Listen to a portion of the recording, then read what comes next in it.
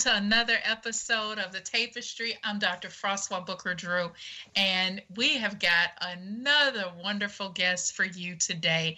This show is really about bringing the stories of women together to weave this beautiful fabric of our narratives. And our narratives give us power.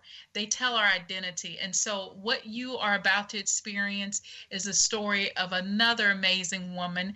I want to welcome to the show NATALYNNE Walton. I'm going to read her bio, and then NATALYNNE will get started.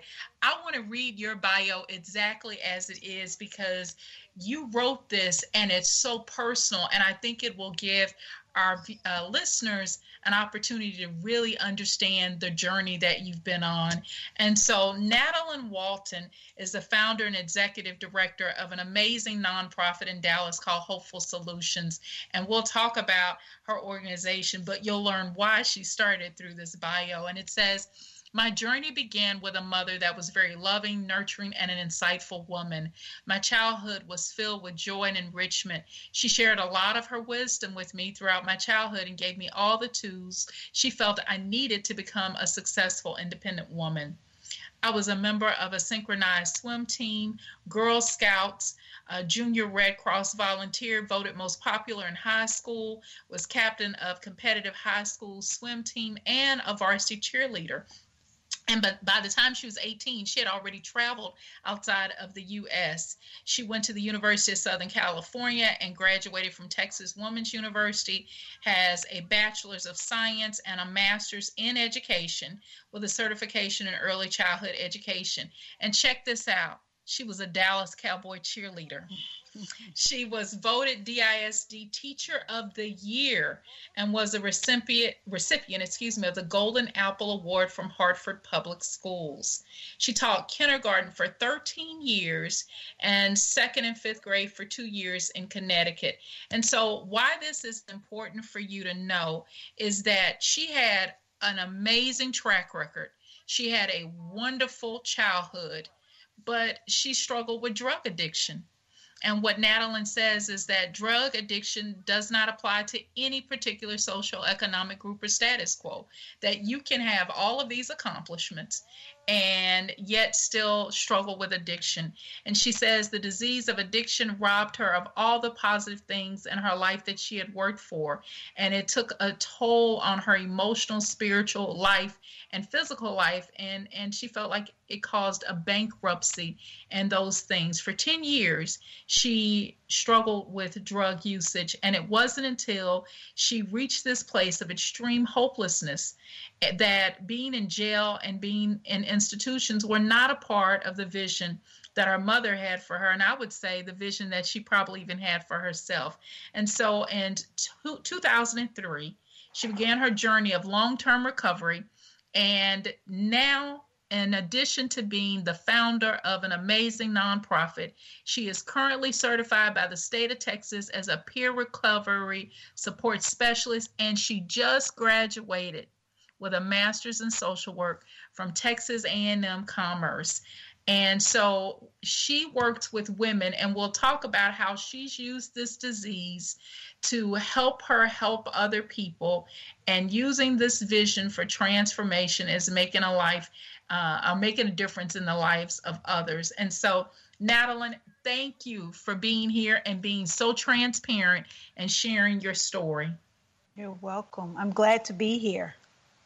Well, let me ask you this first question. What was the thing that triggered you to substance abuse? What was going on at that time in your life? You know, Francois, I've asked myself that because, as you have just mentioned, I really didn't have any traumatic experiences in my life that would I guess, motivate me to or direct me into an area of escaping or to eliminate any type of pain that I was feeling. So as I reflect back, it was just, hanging with the crowd, being a part of the crowd. I am an only child. And so it was real easy for me to, latch on to, I guess, peer pressure or just be a part of the crowd, just wanting to be a part, have those, quote, sisters and brothers in my life. And so what the crowd did, I just kind of followed along with it. And I was always one, from, not that my mother encouraged me to use drugs, but my mother was, she encouraged me to be a maverick, to go out there and do things that no one else had done, or to be experimental in areas of success. You mentioned that I was on a synchronized swim team. Well, that was during a time when, it was like in the early 70s. And my mother had me in a synchronized swim team, and the team met in Park Cities. Now, if you don't know anything about Dallas, Texas, Park Cities is a very exclusive neighborhood. And so I was the only Black female on the team. I went through trials and tribulations to get on the team. And I wasn't readily accepted. However, they just couldn't say no, because my mother was that kind of woman that said, tell me why. And they couldn't tell her why without saying, well, we just don't want her. And so my mother just instilled that in me. So as I grew up, I was just, that kind of a girl that just like, oh, well, everyone else is doing it. I guess I'll try it. And so, and that's the trick about the disease of addiction. You don't know you have it until you've tried the drug, so a lot of my friends could stop, and go on about their business, but because of that in me that said, no, I just want more and more and more and more and more. And it just spiraled out. It didn't happen immediately, because I started in high school with just the regular marijuana, and that's not harmful, or so people think it's not harmful. However, it was just an experiment pretty much. And just turned out that I was the one in that group that had that disease of addiction and just couldn't stop from there. And so what was the rock bottom for you? You go through this experience, you start off really young and experimenting, and a lot of young people do that. But how did you go from the experimenting phase to becoming full-blown addiction where you're losing your life and hitting rock bottom? What was that for you? So the rock bottom for me was just the repetition of failure, and seeing my life just slip away from me. All of the dreams and all of the ambitions that I had and what I aspired to be was just, I couldn't hold on to it. I thought that, maybe if I could relocate, or maybe if I could plan a little bit better on how I was going to manage this addiction, that things would change, but they didn't. But I'm going to tell you, the rock bottom for me, Francois, was when I was in the hospital and a nurse came to me. She wrote me a letter. And she came to me and she said, if you ever use drugs again, you will die.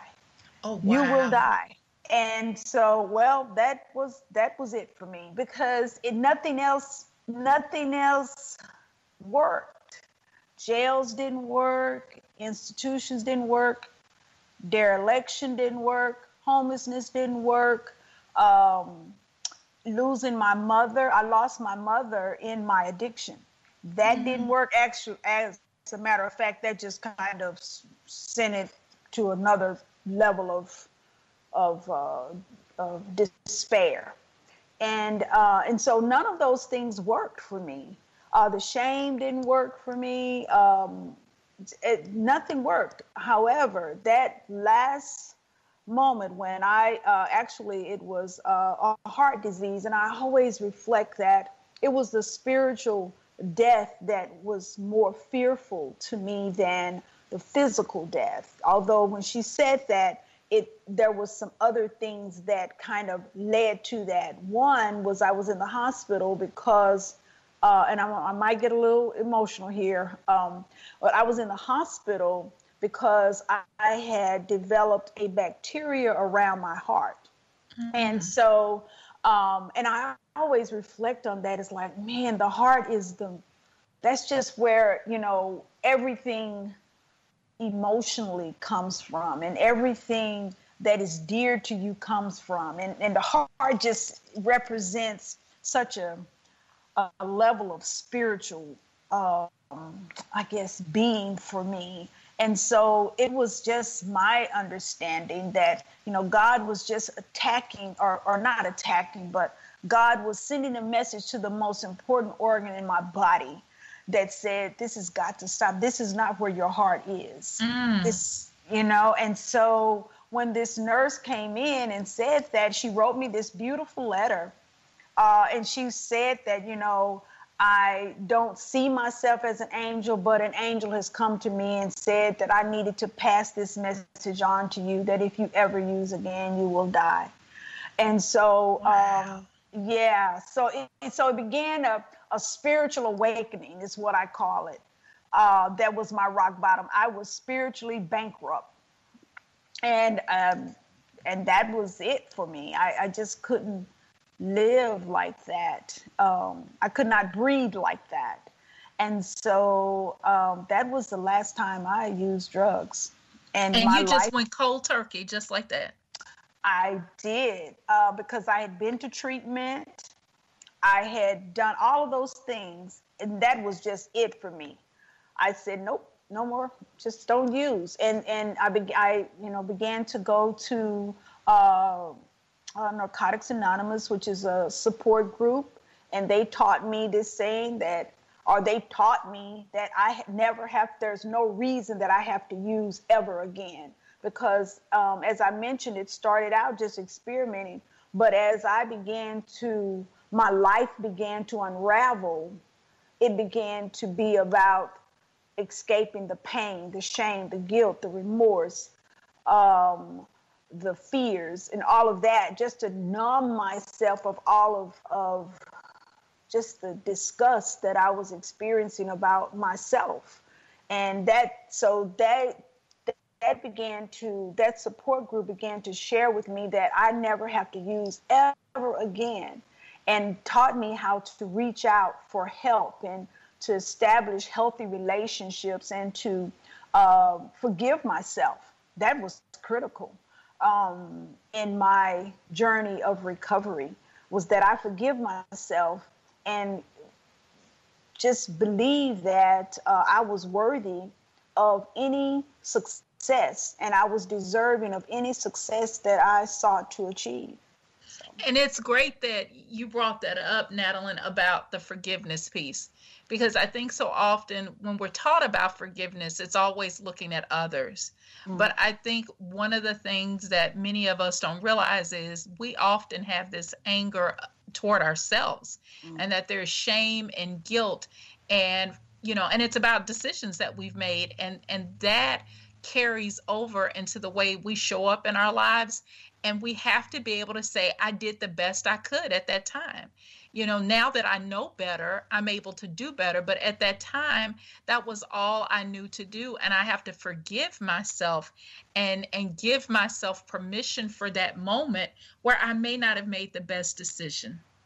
Yes, absolutely. Absolutely. And I've been working on that piece